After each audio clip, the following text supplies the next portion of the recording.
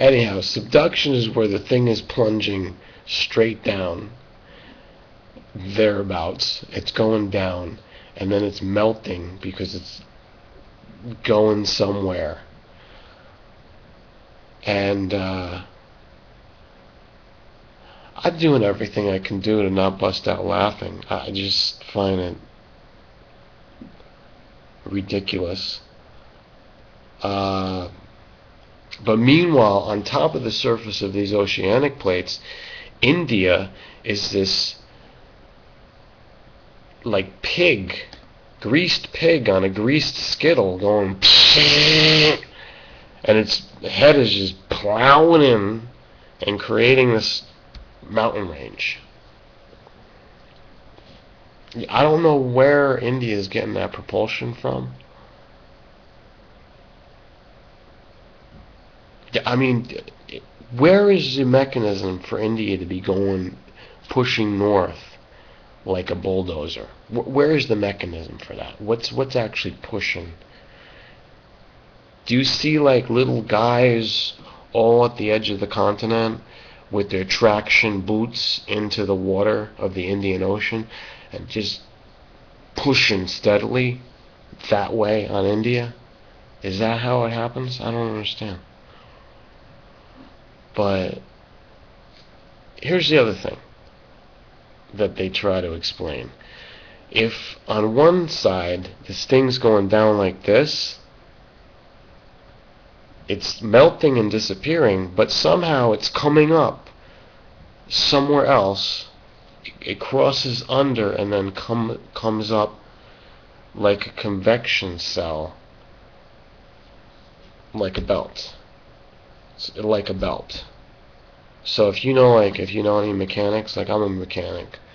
I haven't rebuilt an entire engine in a while, but I'm a mechanic.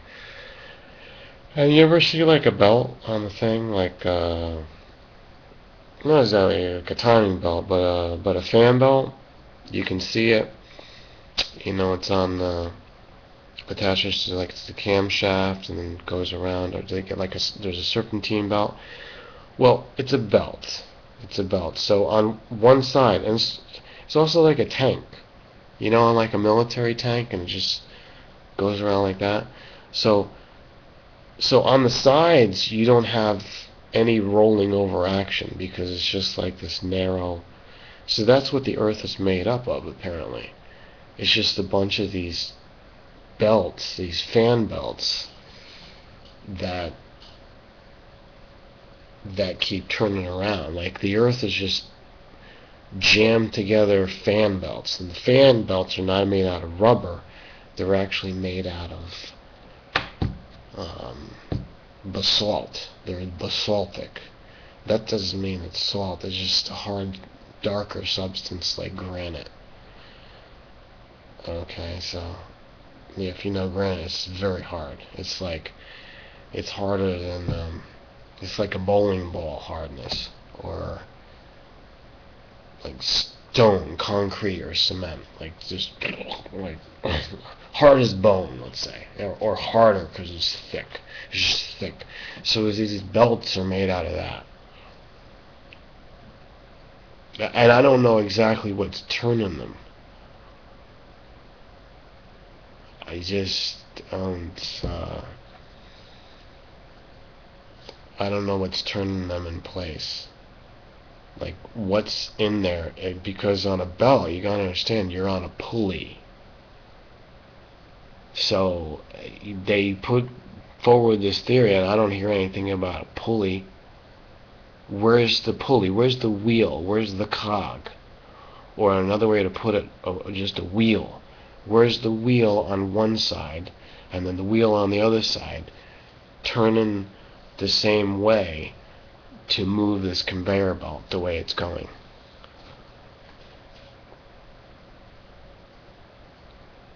See what I'm saying? Like, people in the future, as you are listening and saying, he's exactly right. How come dozens and decades of years of this, and nobody can seem to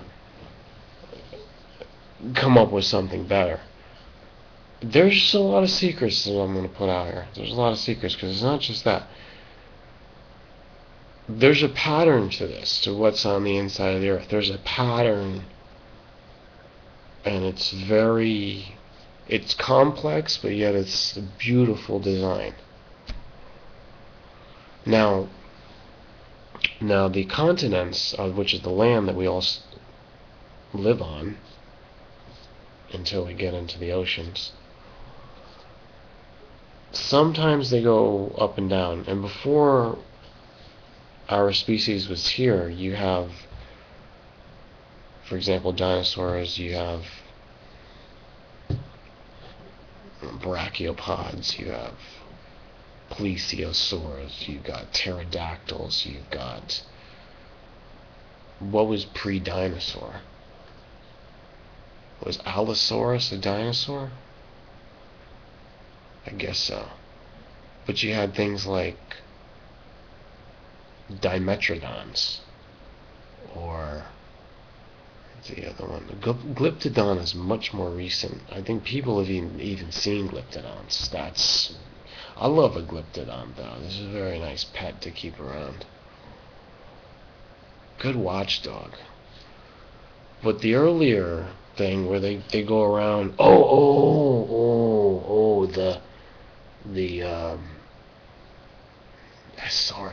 sorry, not a... Is that called a Dimetrodon? The thing with the sail, the big thing on the back, like... Just, man, those... That's not a dinosaur. To me, it's shaped like a Stegosaurus, but a Stegosaurus... I was licking my lips like, that's a steak. That's a decent steak. The Stegosaurus... That's a steak. Give me a nice steak of that Stegosaurus. Medium rare. But that's a dinosaur. See, the earlier ones, and I guess it's a Dimetrodon back in those days. But in any case, see, going way back, you have different continents. And the fact is that some of the continents join up. They've been joined up. Okay? And just making up one really big continent until it starts to crack, just because of this mechanism that's inside the planet. And there's something in there we've got to understand. If nobody wants to face the question of the core and then the mantle, if you want to divide it up and say that there's these such things, or just the most centermost, I just made like a double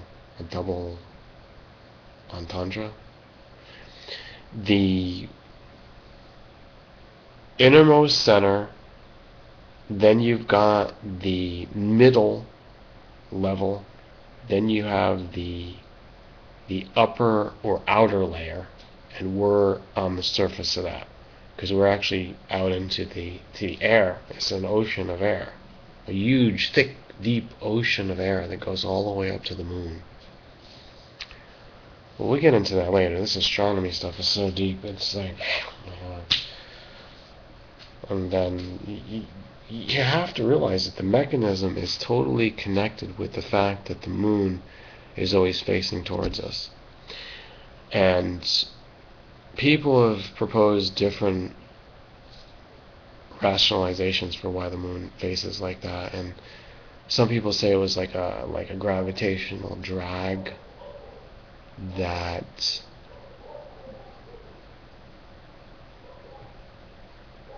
that side of the moon, or something with the tides.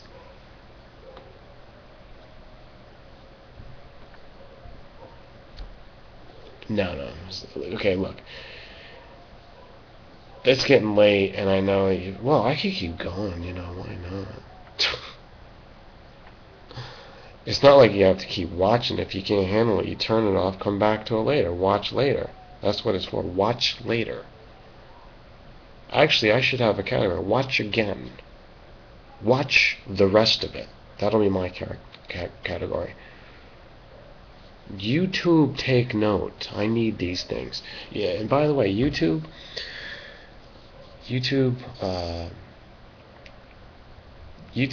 I need more promotion. I need more promotion because I was promised that I was going to get featured. So I'm going to have them stick to that.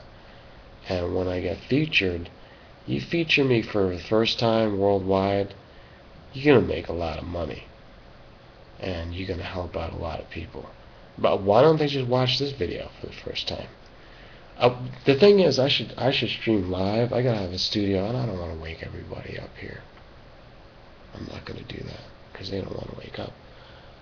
Sometimes when I'm sleeping, I don't want to be waking up. But if I gotta talk about Earth, I gotta talk about geosciences, I gotta talk about geopolitics, I gotta talk about astronomy. Everything is interconnected. And I also want to put in a plug for the atmosphere that creates weather patterns. Meteorology can help us see all this. And how are these storm systems being affected by the pull of the planets, and most of all the moon, and also the sun, because of the heat that it gives and the radiation? And what is actually making these patterns formulate and concentrate? Like, look at hurricanes, for example, because it's not just random. Because if they can learn to predict it, it means that there's just so much that we don't know behind the scenes. There's secret stuff. There's secret mechanisms. And there has to be a connection between planetary movements and earthquakes and hurricanes and thunderstorms and hail. Hail might be somehow connected with comets, you see. I just wanted to connect that. You make the common sense analogy. And by the way, let's talk about bolides. Bolides, or any type of impactor, which you can call a meteor, and the meteorites that they leave in the craters, and different like shock wave material that are created, like tektites that scatter in the direction, the trajectory of the impact. And it makes me wonder, why would these things happen? Are these accidents, or is somebody trying to tell us something?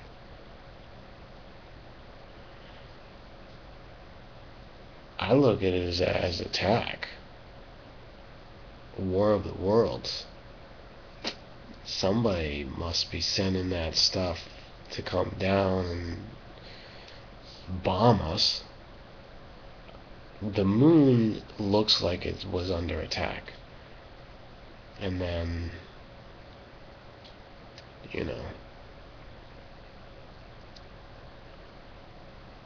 abandoned. The moon is a very strange function. Okay? I'm telling you right now, the moon is absolutely a mystery. It is a prime symbolic mystery that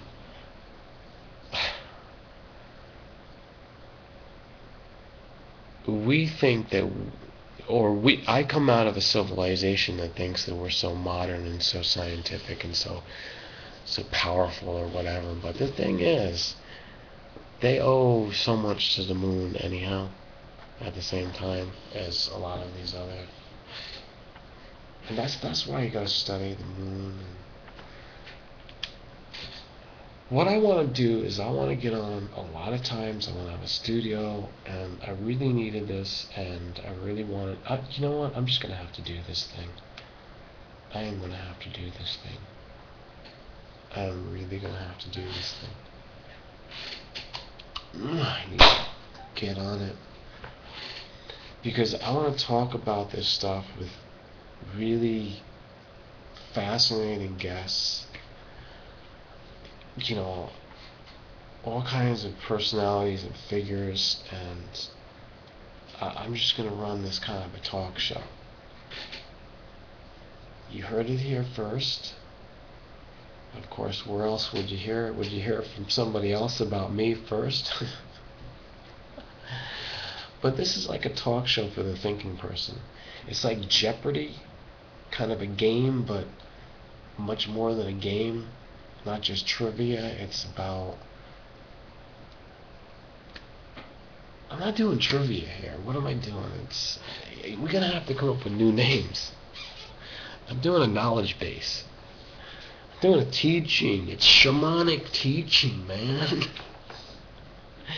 You can insult me all you want. I mean, I'm telling you scientific, hardcore fact. I am like cracking the code of the secrets. That is what this is. Myth by mystery. I'm taking the mystery out of spirituality, and I'm putting the mystery right back into the web. That's where it's going to go. It can go somewhere else, but every technology has its heyday. What else you want to talk about? See, this is why I need a live audience. I need to go on there live. I need to get it on there. I'll talk with anybody that's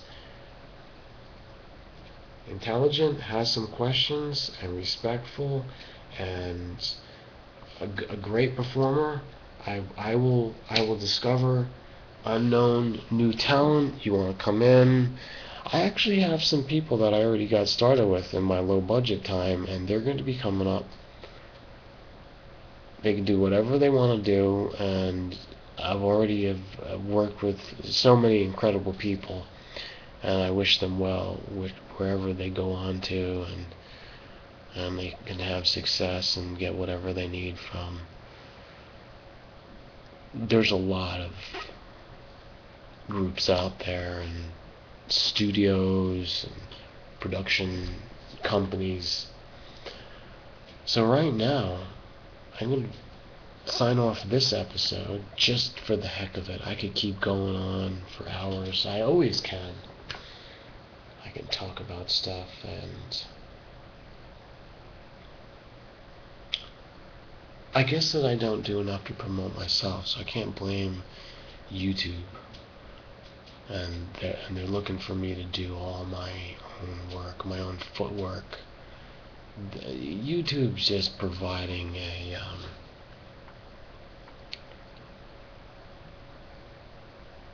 it's interesting what's going to happen with the technology. You'll see. But I think that I want to stick to the things that are out there in the natural world. I'm very much a naturalist. Naturalism, and I like that, we have this world that is a living fossil record, to use an oxymoron, a living fossil, like Loch Ness or the Zealandia. What a wonderful fish, by the way. Now, speaking of fish, let's go back to our visualization. We only just touched on like the tip of the iceberg here. That Zealandia is a submerged continent that's huge. It's almost as big as Australia. Not quite, but it's like bigger than Greenland. Zealandia. It stretches from Sudan to Sweden. That distance. Now I discovered like there was another formation just up from there, and that was amazing. It looks like it has like riverbeds in it, or canyons that have been carved into there. It has to be canyons. And then once the canyons were formed, then it just got submerged and just was covered with some sand and stuff, silt. But it kept like that form because it's not really getting eroded. Things that go to the bottom of the ocean, they can't really erode, you see. They can't. Once it's preserved down there because the water barely moves. As far as I could tell, it's got probably some drifting, but can you imagine, like, would it only like when there's heat coming up at the rifts and the vents, but so there's a lot to think about. But I wanted to just close in mentioning James Cameron did a really fascinating thing. I'm still like trying to get into that and find out more. He took I want to call it a submarine, but it's actually I think a bathysphere or something like that. And he actually manned this with help from the craft above. He had a team and the equipment sending signals from the surface. As he descended, he went down right off the coast of Zealandia, and I don't know if he's aware of Zealandia, but what he was aiming to do, his reason for the project was to go as deep as he could. And I believe what he did was reach the bottom of Deep Horizon, it's in the trench there, the abyss. That's an abyss, and he went down into it to where no man has gone before. I mean, this is a pioneering feat. I can make enough of it. It's just, but what did they find down there is what I want to know.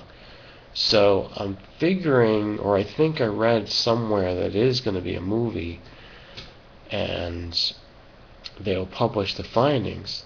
So there's some juicy secrets in there that we're going to be getting into. I wonder about the entire formation there, which is in that off to the side of Zealandia. It has affected Zealandia. That has to be connected with the fact that Zealandia is submerged. Something serious going on there with that, because that formation is huge. It just drops down. You go from those islands there in Polynesia, and that is like an oceanic crustal shelf, and it just drops down into this abyss. And it's not like a narrow, it's not exactly narrow, but it's like wide open, and it goes down. It's this total darkness and heavy pressure. And I mean, can you imagine the creatures down there? We're gonna have to look at all these pictures and do graphics of this. This is fascinating stuff. That's alien life. You don't have to go too far. You just need to go 6 miles down in the water. That's alien life. Wow. So it took James Cameron and his willpower and his plan to do it, and the team that he's putting together, or I don't know who put it together, but obviously his money's involved, because he made a fortune on those movies and Avatar and such. So pretty valid use of the money, could you say? I mean, it seems like that. It seems like that. So in any case, we're just touching the surface here on what's really going on. So stay tuned. Come back as often as you like. It's always going to be here, and it's going to make a blessing on your life, and your mind is going to be so happy you did it. This stuff is very exciting. Thanks for listening. Comment as usual. Share this with all your friends, all the really good people. Make sure you're subscribed, because, YouTube is flawed. Oh, by the way, here's the rest of it.